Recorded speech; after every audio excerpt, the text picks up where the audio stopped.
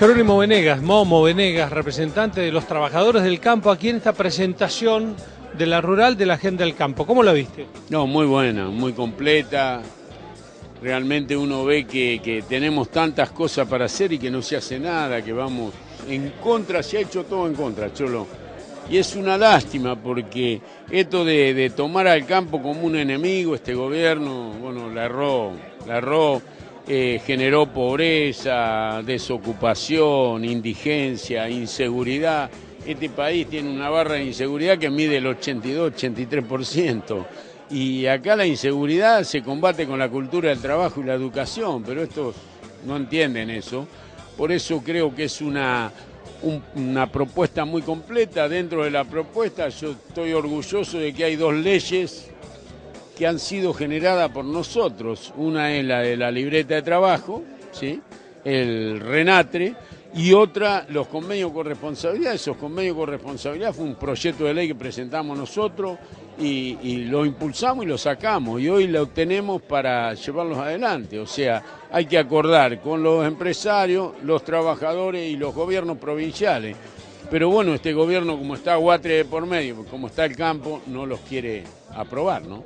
Momo, veíamos que todas las retenciones sacando soja, sí, en realidad no es mucha recaudación, no. Podría ser mucho más liberando para la producción. Claro, produciendo, porque acá la consigna debería ser producir, producir y producir. Acá cuando nosotros sabemos que se han caído 20.000 puestos de trabajo cárnico, tendríamos que recuperarlo y triplicarlo eso, porque tenemos que producir, Cholo. Este es un país que lo que hagamos sirve porque tenemos calidad y cantidad. Entonces, ¿por qué no hacerlo? Digo yo, esta propuesta debe ser tomada en cuenta por el candidato a presidente, que creo que va a haber un ganador visible, que es Macri. Nosotros vamos a acordar con Macri. Vos sabés que nosotros ya no somos un gremio solamente. Tenemos un partido que ha sido integrado por muchísimos políticos y bueno, y estamos acordando, hemos acordado en distintas provincias, seguramente vamos a acordar en la provincia de Buenos Aires, a nivel nacional, y bueno, es un tema para analizarlo y llevarlo adelante, ¿no? El país tiene que salir. Momo, lo que es curioso que los candidatos más cercanos al gobierno no se definan, cuando en realidad el campo hoy ya no es el dueño del campo, es la ruralidad, son los que trabajan en el campo, hay muchísima gente. Claro. Estos se han quedado en el tiempo, ¿no? Y les ha servido nada más que para llevar al país a la situación que lo llevaron, del quiebre de las economías regionales. Vos sabés, Cholo, que las economías regionales, vos sos una persona que sabe de esto, están quebradas. Hoy las economías regionales, la fruta, digamos, actividades que generaban miles de puestos de trabajo y no pueden producir, porque no tienen apertura de mercado, bueno, porque tienen retenciones, por cosas que realmente las tiene que modificar el gobierno. Para los que conocemos y caminamos sabemos que cambió, pero todavía hay gente. El gobierno tiene un discurso que supongo que es para gente que no está al tanto, que quiere significar que en el campo se trabaja en negro, como eso hace 100 años. Sí. Digo, ¿qué le contestás a esa crítica? No, esa crítica que nosotros habíamos creado una ley, que es la ley de la libreta de trabajo, para que no hubiera un solo trabajador en negro, para que no hubiera un solo trabajador, digamos, indocumentado, y para que no hubiera trabajo infantil. Bueno, ellos tomaron esa institución a través de una ley que sacaron a mano alzada con todos los diputados que tenían como mayoría una noche y bueno, y con eso que han hecho, están pagando los sueldos de la cámpora, lamentablemente. Algo que debería ser para pagar el fondo de desempleo, capacitar, alfabetizar, hoy lo están utilizando. Se habían incorporado al blanco cientos de miles, ¿no?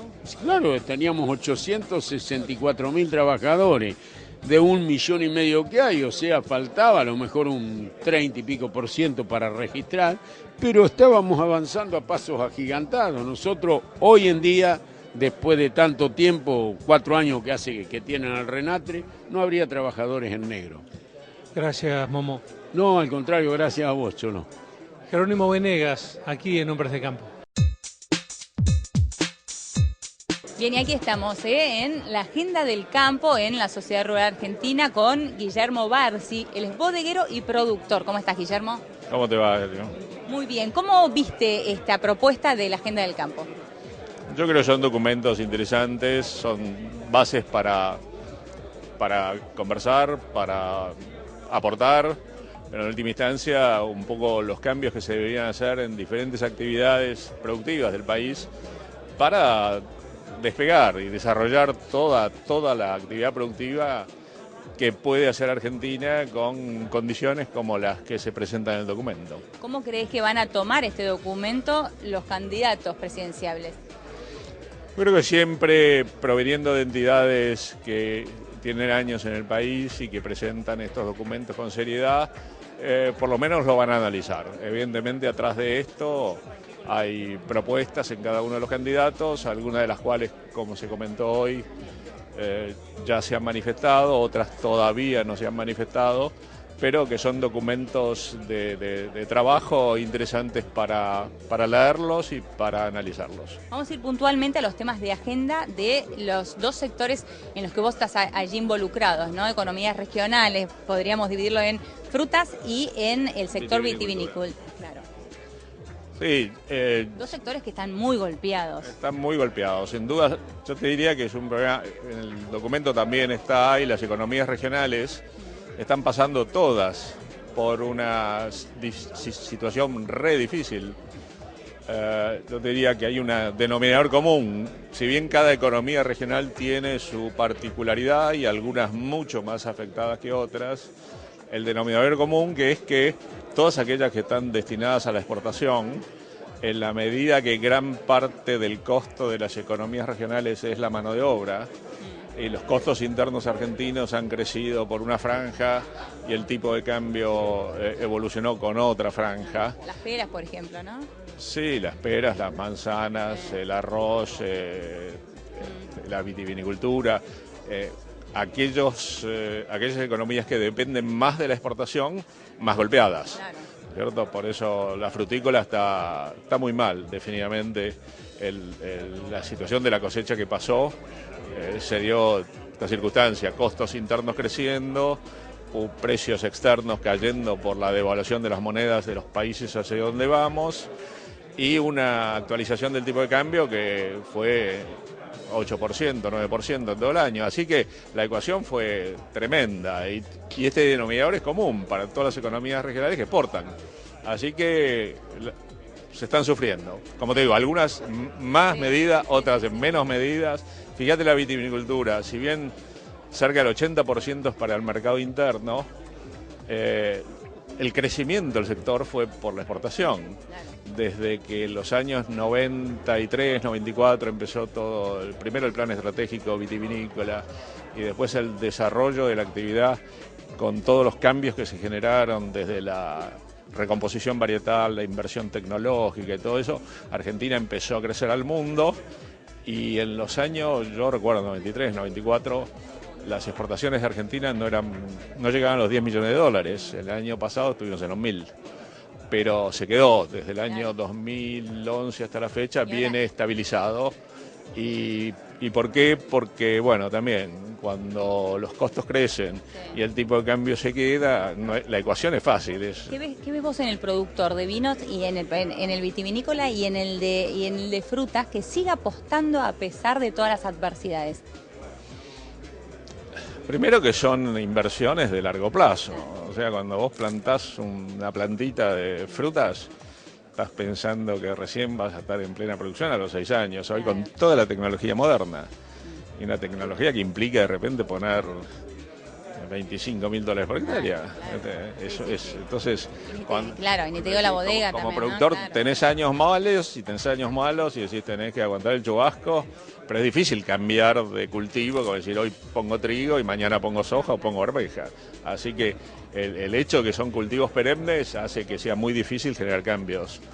Pero ya hemos vivido situaciones como estas, todos los periodos de tipo de cambio apreciado en Argentina, y me acuerdo de Martínez de Oz y después el fin de la convertibilidad y también en los años 80, ya este es el cuarto periodo que estamos viviendo con dificultades en las economías regionales. Bueno, muchísimas gracias, Guillermo. Bueno, gusto y gracias por todo.